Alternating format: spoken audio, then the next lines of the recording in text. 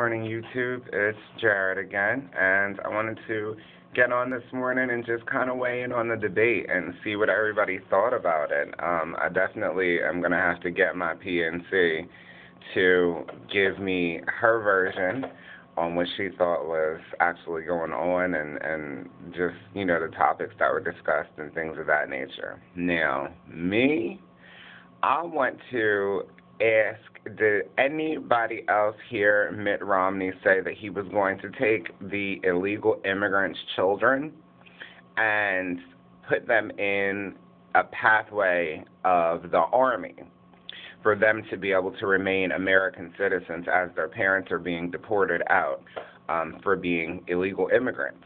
Now, where deportation may be the way to go as far as people who are here illegally in some people's minds, at the end of the day, I don't think that anybody's children should be enslaved. He just basically promoted slavery all over again for a completely different race and group of people that didn't experience it the same way the African Americans did. And it was just so funny the way that it happened because the lady who asked the question was of Spanish descent. And she stood up and she's like, Mr. President, talking to Mitt Romney. And I'm like, yo, that's so disrespectful. It doesn't matter what it is that you feel as though Obama has or hasn't done. That's disrespectful because he's still the president of the United States. And you're speaking with somebody who is not, somebody who is trying to take his place. And not only do you address him as the president, but in you doing so, you're okay with the fact that he said he was going to take the kids and just put them inside of the Army and forget all about them? Now, my question becomes then, what kind of situation do you plan to have this country in within the next few years to where you're going to have to take this many children, because we do know that there are a large majority of illegal immigrants in America, which means that there's a large majority of children, and you're going to take that sheer amount of people and force them into the armed services. So do you plan on having us at war pretty frequently? Because if not, then there wouldn't even be a reason for that. He said that there are going to be pathways to be explored to help them become American citizens. He didn't say anything about schooling. He didn't say anything about becoming a skilled laborer or anything like that. He mentioned the Army, and very blatantly so. Outside of that, I just don't understand how that even came about. I mean, the person who asked the question was speaking broken English, and she was asking about people who are here, who have been working here, but may not have their correct paperwork, or, of course, they're not considered American citizens. Well, I mean, my thing is with that, at the end of the day, honestly, there are so many people who are here through immigration.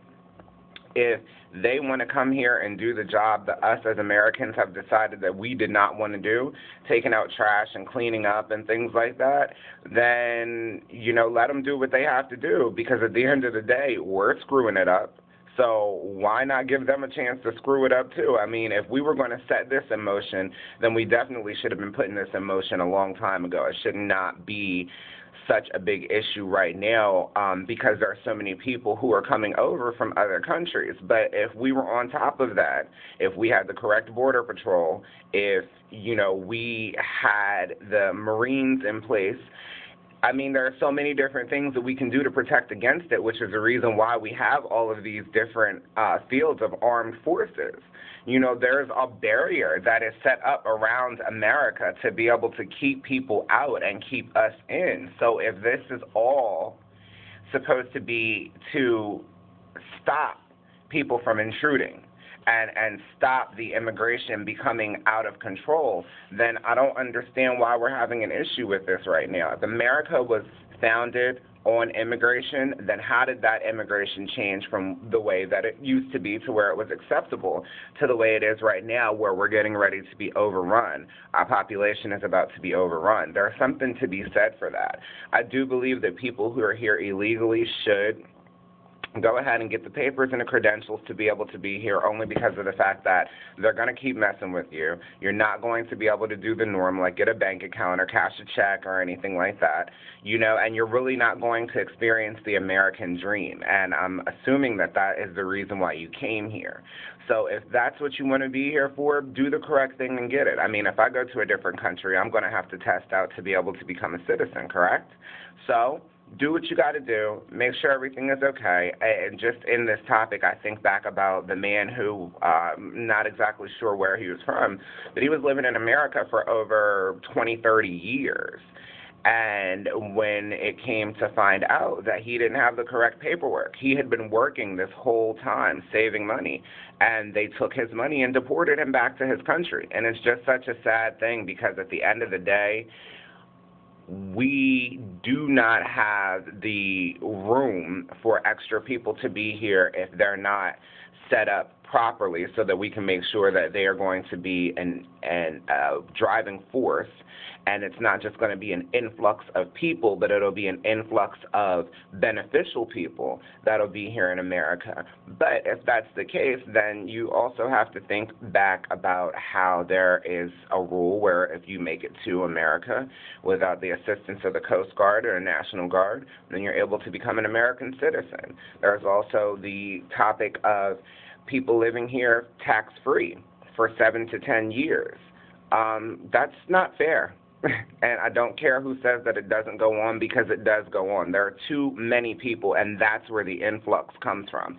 So we as Americans really need to stop looking at the people who have immigrated over, regardless of whether it is the correct way or the incorrect way, legally or illegally. And we need to start looking to our government for answers as far as why these people are here and living better than the natural-born citizens of America. We come here and struggle. They don't, because their homeland is worse than where America is situated and our situations that we have going on. But that still does not give validity to the fact that you're able to be here and live better than a person who is from here. So that all needs to be taken into account to me.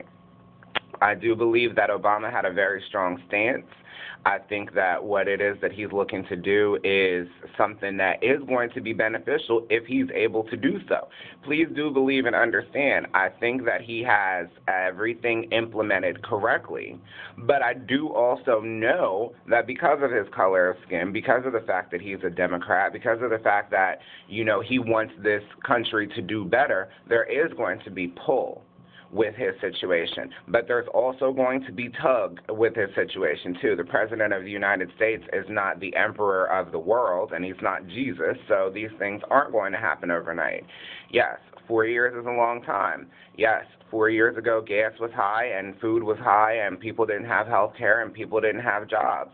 But if that's the case, then we can go all the way back to when we screwed ourselves and allowed Clinton to be impeached because he was getting his dick sucked. But that was so much more important to us than making sure that we could feed our families. So now that we're in a situation and we're completely screwed, who do you vote for? I vote for myself and my friend Mr. Jesus, because it seems to be that we are the only two that have each other's back consistently. I will wait until November the 6th comes and make an informed decision. Is it going to be for Romney? Definitely not. My question is going to be vote at all or vote for Obama. That's all I got.